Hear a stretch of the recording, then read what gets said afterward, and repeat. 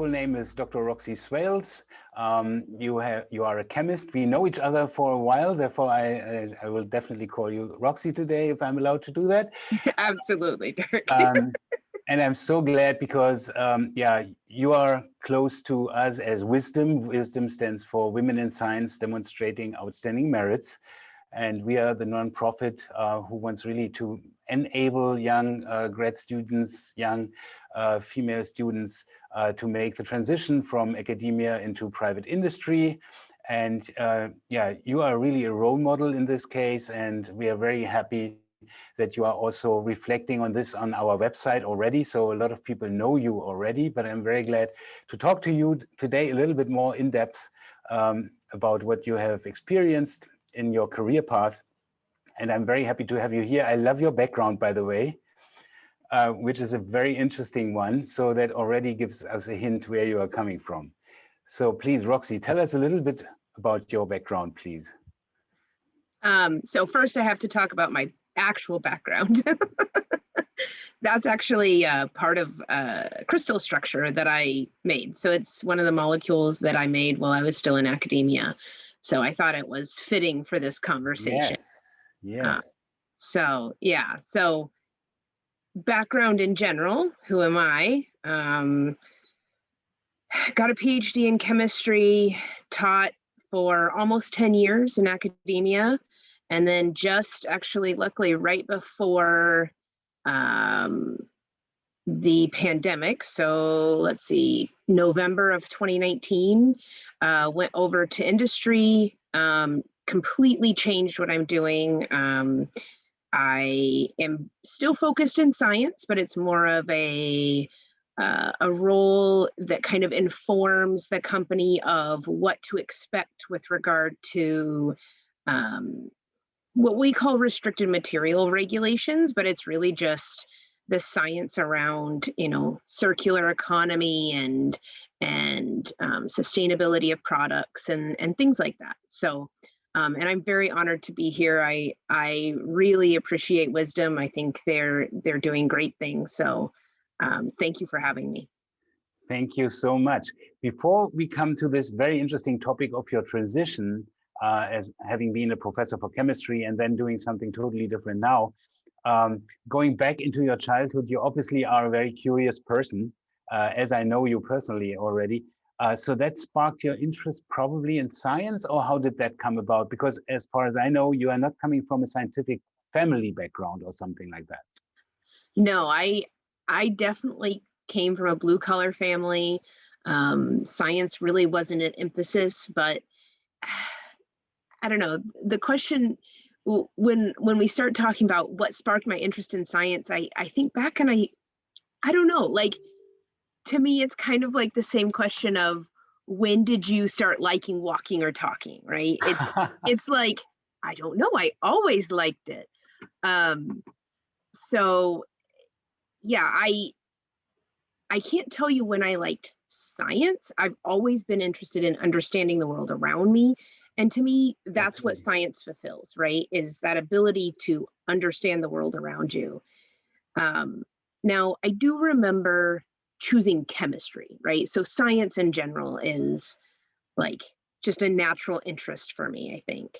But thinking about chemistry, one, with chemistry, there was never a conflict between like my religion and thinking about science, because chemistry, you don't have to talk about evolution or anything like that. So as a young person, it was much easier. But then I just remember feeling like chemistry was so, like, as a chemist, you were so powerful, right? Because you make these molecules without touching the atoms that go together. So there's this kind of like power that goes along with chemistry. So it was just so intriguing to me to be able to put atoms together in a way that nobody else had done before. So it's Wow. just, it's fun to me. It's a great description of chemistry that, yeah, you experience this excitement for creating something new, Mm-hmm. and something unknown, perhaps sometimes even. I get it. And by the way, I'm a chemist myself. I then later majored in biochemistry, but I totally understand where this is coming from. So therefore, I'm also interested in cooking, which I assume you are doing the same, because that's somehow similar, isn't it? You've heard the saying, cooking is like chemistry, you just don't eat your product. No, I didn't hear that. That's great. I always used to tell my organic students that. It's just like cooking, just don't eat the product. That's very nice. So yeah, you are a very curious person, and I know also that you have two very young kids. I think they're 3 and 6 right now. Do you see the same kind of curiosity within them, or do you encourage that?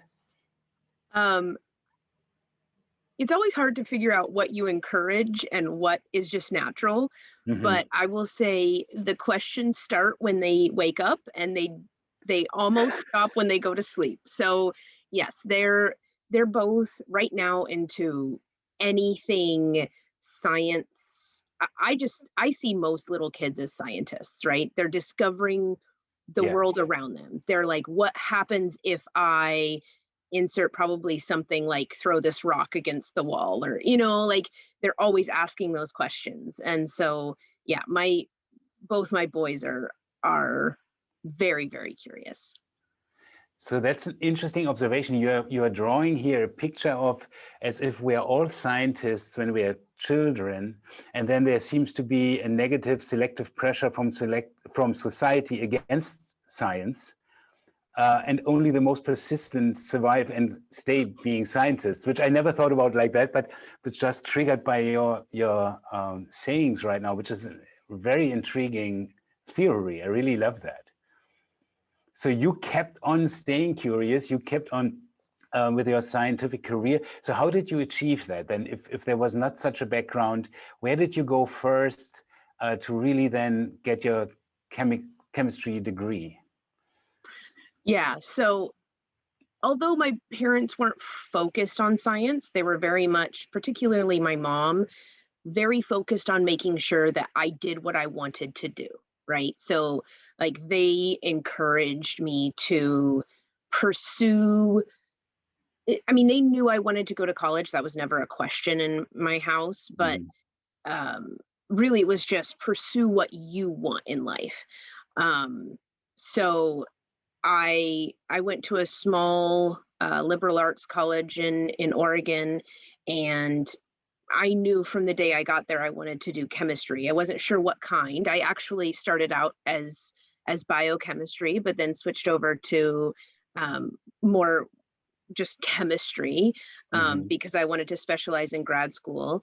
And between, I think, I guess I credit a lot my mom for encouraging my persistence, and then just part of it is just personality, right? If I was the type of person that if somebody said you can't do, I was going to do whatever they told me I couldn't do. So it was just headstrong, I'm going to move forward with this. So when it came time to make the choice to go to grad school, one, knowing that they paid me to go to grad school was very beneficial. I didn't want to go get a job, so going to grad school was a great option for me. But I also faced that pressure to come home, right? Be home with, not from my immediate family, from my extended family. It was, you've done college, now come home. Hmm. And Hmm. so I grew up in Idaho and went to school in Oregon. I chose only grad schools that were like in the southeast. So pretty much as far staying in the United States as I could get. Um, and I think most of it was just stubbornness of I am going to do this. Very, very interesting. So when you went there, what was the gender distribution like? Did you have a lot of female colleagues and peers, or more male ones? How was that when you entered college there? In my college in science, it was pretty male dominated. There were a few of us women. It was pretty small. Um, I think there were, like 12 majors that year, my year, and Hmm. three of us were women. I think that's how it turned out to be. In grad school, I think we were about 50-50, Oh, men to women. It seems to be certain disciplines within chemistry were very male dominated, but the gender distribution was pretty equal. Okay, but you described yourself as a headstrong person, so you are persistent, you made your career. Do you think others had more issues and obstacles which they then gave into as being female students? Was it difficult as a female student, or didn't you experience that? I mean, there were definite roadblocks in undergrad and grad school, right? There were challenges everywhere, it seemed like at some time. A science PhD is difficult, right?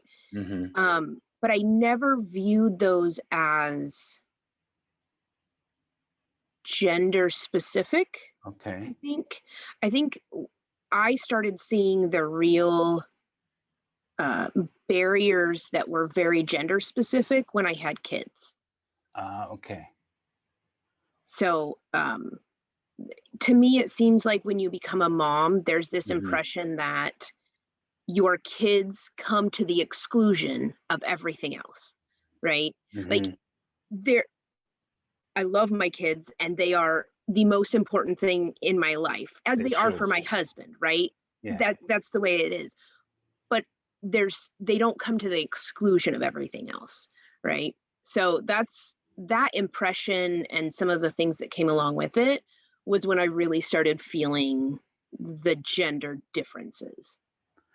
And here you think, because you are supporting us for a while, that an organization like Wisdom really comes to help, where I am the executive director of, therefore we are talking in the past already.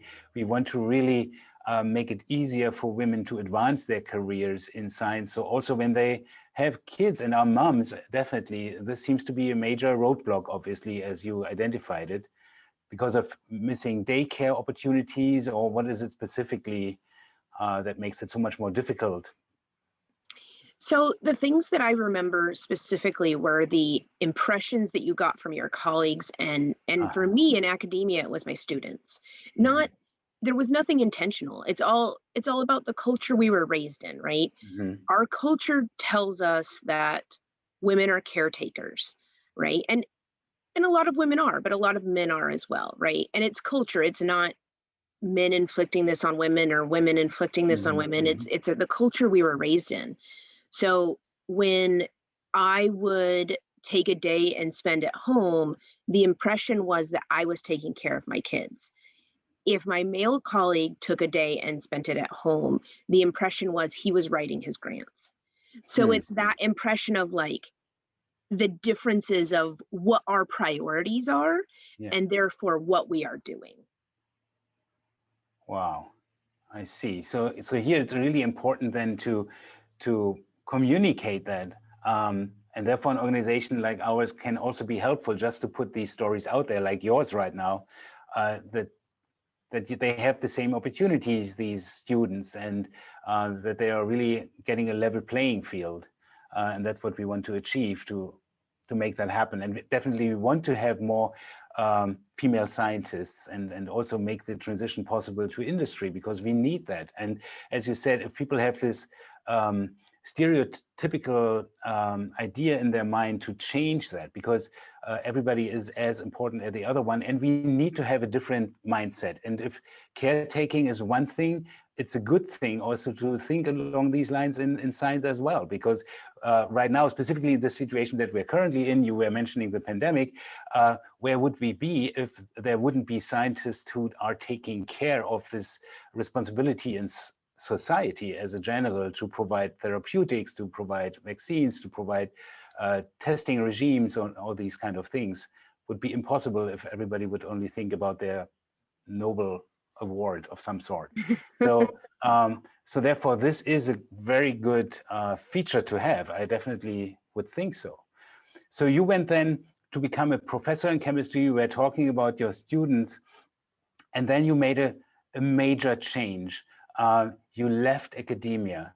And I think that probably was a huge one. How did that feel for you? And did you feel supported from your environment, your family, friends, or did people not understand what you're doing there? Because for a lot of people, private economy, private industry is so unknown. We hear that a lot. So how was that for you personally, Roxy? So I was very supported by my family, which was really important. Yes. I think a lot because they knew I wasn't happy in academia. When I came up to, I mean, I was within about 2 years of tenure. And for me, it was a question of, well, I'd always wanted to be a professor. And so being a headstrong person, I just took the next step and took the next step and took the next step. And then you get close and you start going, oh, what comes after? Like when I've accomplished this goal, what comes next? Mm-hmm. And my answer was, I was going to be bored.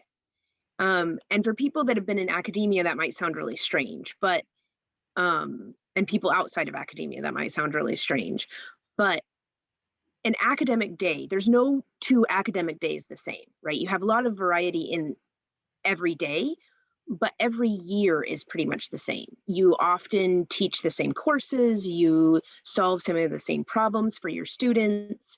It becomes, or it can become, very much a routine. And so when I started looking past tenure, I knew that that's not what I wanted. And I did talk a lot to my husband and my mom. They're probably my kind of my support circle, for lack of a better Yes. term.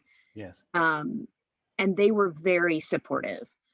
I honestly didn't ask anybody in academia because they definitely have the impression, as did I, that industry is cutthroat, right? There's like, it's all about the almighty dollar. That's all they care about. There's nothing more than that. So I didn't ask anybody. I did have friends that were in industry, and I asked some of them and got a lot of support.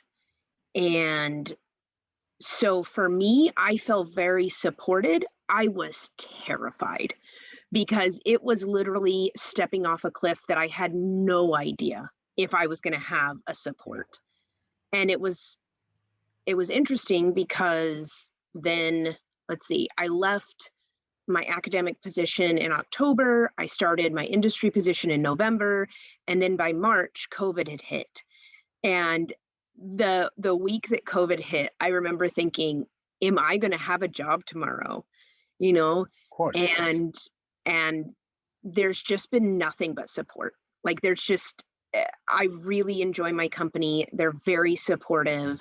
I'm not going to say nothing has been tough, but they're very supportive. So it's been a very good experience in the long run for me. So that's interesting what you said about the picture that was drawn about this cutthroat industry. That's exactly what I experienced myself when I was raised. I was also on my track to become a professor, and then I wanted to change to industry, and my family, my mother specifically, as you were referring to your mom, had the same impression and conveyed that to me. So she was not happy with me leaving academia. Which I right now think was a great thing. I was not having this kind of mentors in this industry that I would have loved to talk to. You said you had some supporters in industry you could talk to. So I think that's probably key, isn't it? And that's what we as Wisdom want to provide exactly. So do you also think that mentorship programs could be very helpful in really shedding some light on how it is in private industry? Yes, I think the biggest lesson I've learned really since grad school is the importance of knowing you're not alone. Mm-hmm. And the importance of asking for help. And I don't think that comes easily for a lot of women in science, mm-hmm. because there's the impression that asking for help means you don't belong there in the first place. I remember being very jealous of one of my colleagues in grad school because he was working on a new molecule that he knew somebody that had more experience in that type of molecule.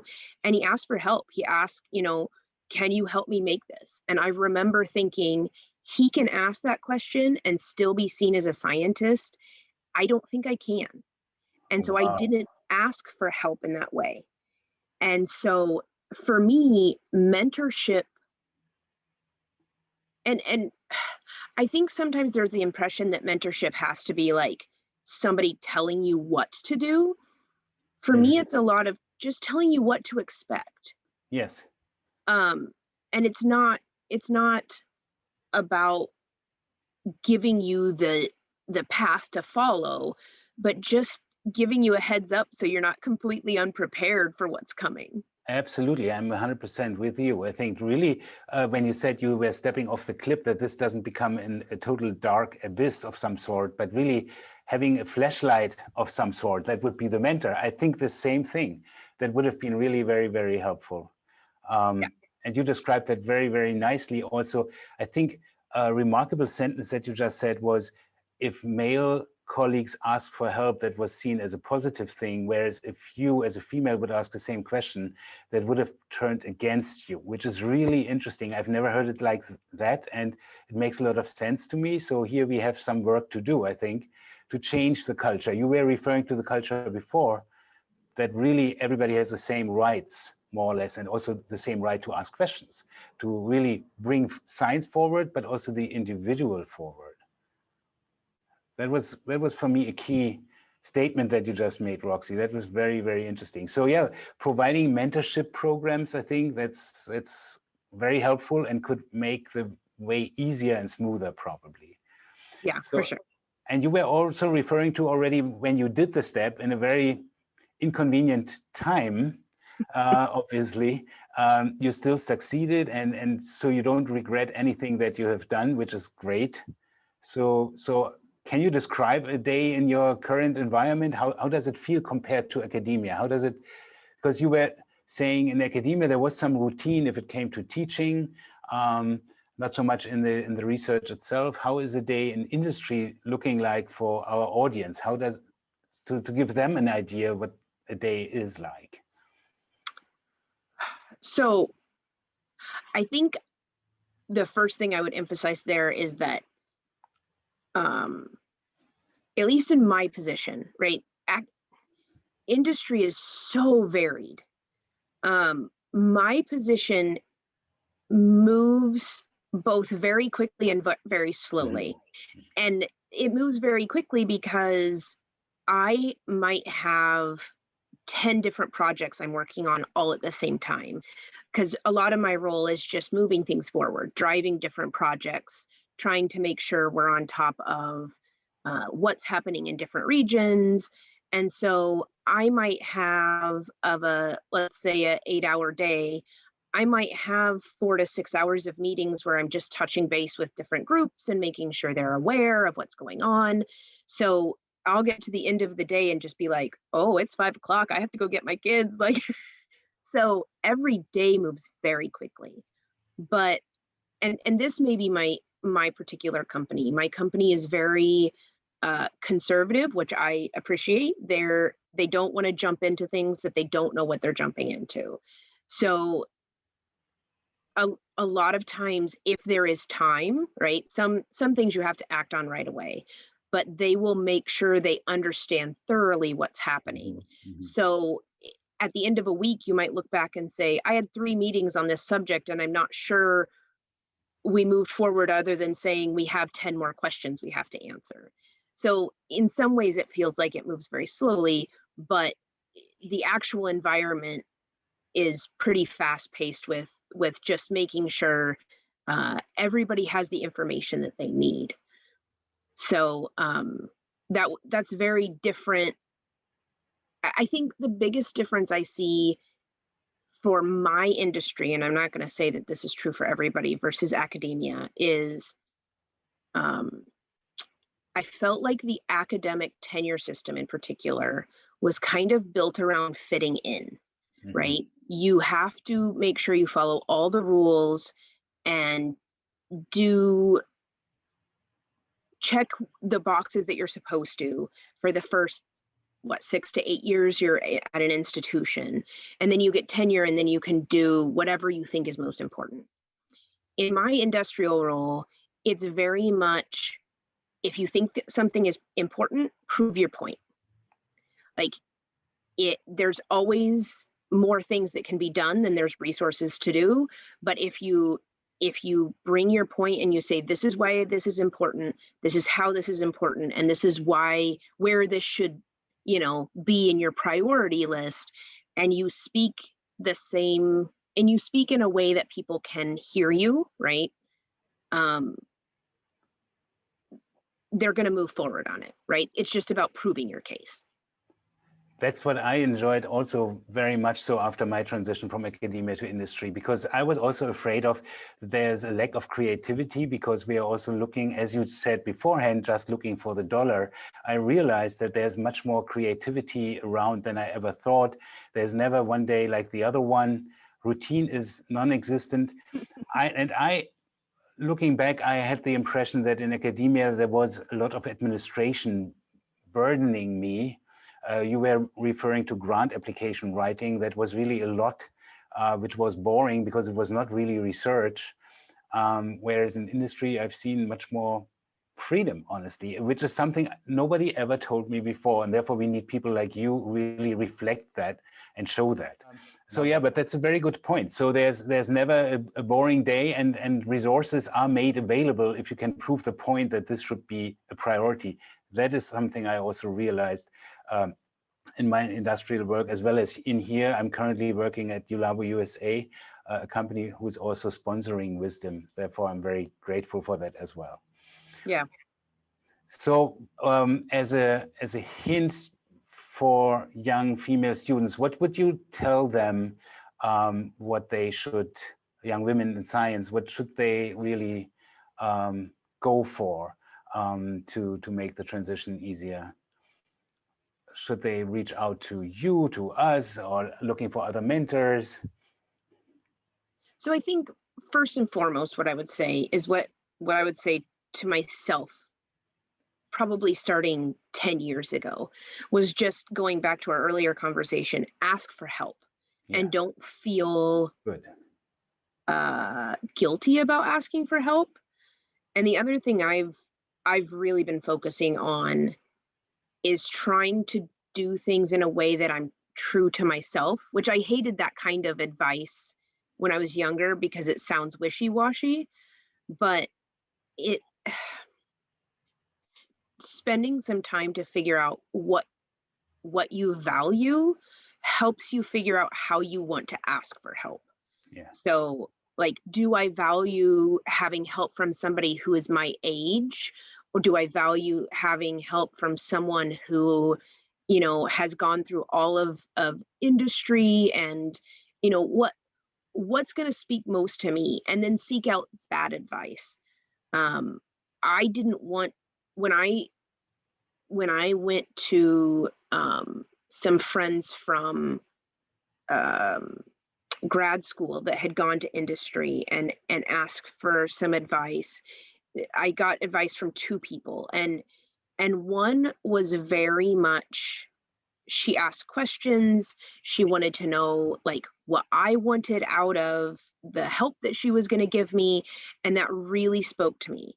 And the other person was very much like, this is what you should do. And so I kept talking to the first person, and the second person, we just remained friends. We don't have a mentoring relationship because I knew that the way they approached that was not going to speak to me, right? So I think you have to look for something that works for you, because not everything's going to work.